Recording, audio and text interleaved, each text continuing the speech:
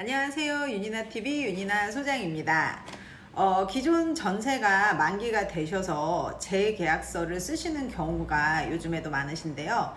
그러면 많이 하시는 질문이 꼭 공인중개사 통해서 계약을 써야 되는지 문의가 있으시는데 정답은 꼭 그렇지는 않습니다. 윤이나TV에서 쉽게 셀프로 작성하실 수 있도록 포인트만 간략하게 설명해 드리겠습니다. 계약서 외에는 세 가지를 체크합니다. 첫 번째, 법률적으로는 임차인께서 증액의 경우에는 등기사안 증명서 확인이 필수시고요. 감액의 경우에도 한번 체크하시는 것이 좋습니다. 두 번째, 세금적인 측면으로 임대인은 미리 계약 전 지방세나 국세 체납 여부를 확인하셔서 세무서에서 서류를 발급해서 임차인께 미리 제시를 해주십니다. 세 번째, 행정적인 면으로는요, 임차인께서는 확정 일자가 기존의 조건을 유지하는지 한번 체크를 하시고요. 증액 같은 경우는 필수로 확정 일자를 추가로 진행하셔야 되고요. 감액은 기존에 유지되시던 것이 있으시므로 생략하셔도 됩니다. 자, 셀프 계약서 쓰는 방법 자세히 알려주세요. 기존 계약서의 수정 사항을 빗금으로 지우고 해당 부분에 서로 날인하시면 됩니다. 다만 이럴 경우 계약서가 지저분해질 수가 있어서 통상 신규로 작성을 하시는 편이세요. 그러면 새로 쓸 때는 어떻게 쓸까요? 변경된 날짜와 계약기간, 전세 보증금 금액 등을 새로 기재합니다. 그리고 특약사항에 증액의 경우에는 증액되는 차액과 임대인 계좌를 기재하시게 되고요.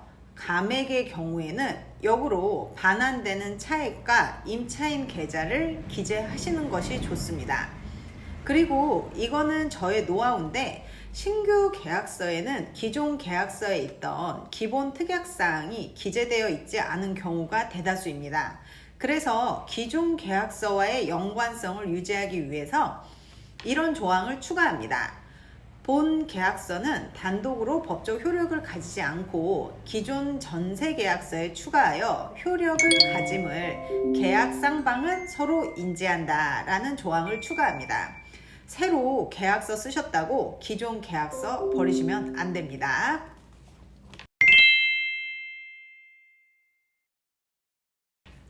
자, 공인중개사에서 계약서를 작성하는 경우는 어떤 경우인가요? 임차인께서 은행에서 대출을 추가로 받으신다든지 혹은 전세보증보험에 다시 가입하시는 경우 통상 공인중개사 도장이 필요합니다. 사실 계약자 두 분의 필요성보다는 계약 외의 조건으로 인해 필요하시다고 보면 맞습니다. 계약서 쓸 때 주의점이 있나요? 너무 어렵다고 생각지 마시고요. 기존에 공인중개사 사무소에서 작성된 계약서를 보고 따라 하시면서 변경된 부분만 잘 신경 써서 기재하시면 됩니다.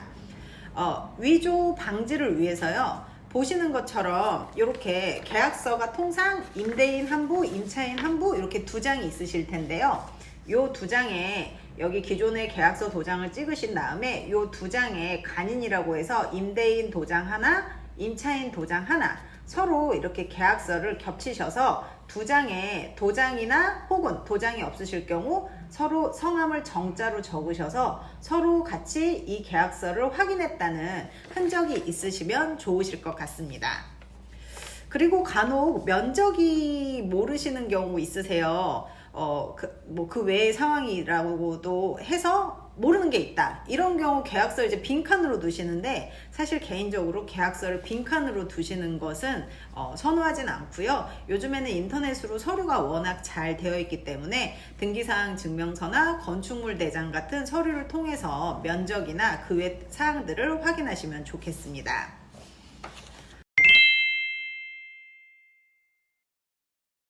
네, 계약서 작성 후 변동사항이 생겼어요. 어떻게 하면 좋죠?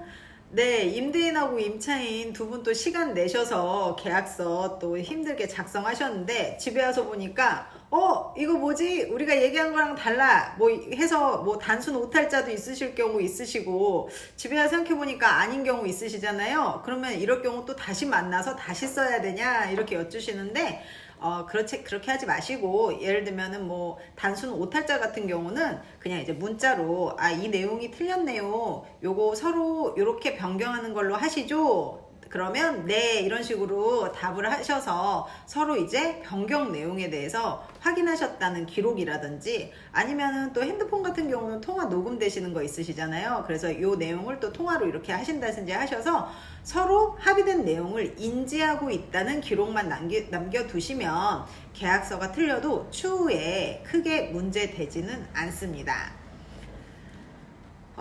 마지막으로 계약서 양식은 저희 이룸부동산 블로그에 업로드 해두었어요. 인터넷에도 많이 있고, 직거래 계약서 양식 검색하셔서 가지고 계시면 좋으실 것 같습니다. 그리고 마지막으로 여러분의 구독과 좋아요는 저에게 아주 많은 힘이 됩니다. 구독과 좋아요 오늘도 부탁드리고 좋은 하루 되시길 바랍니다. 감사합니다.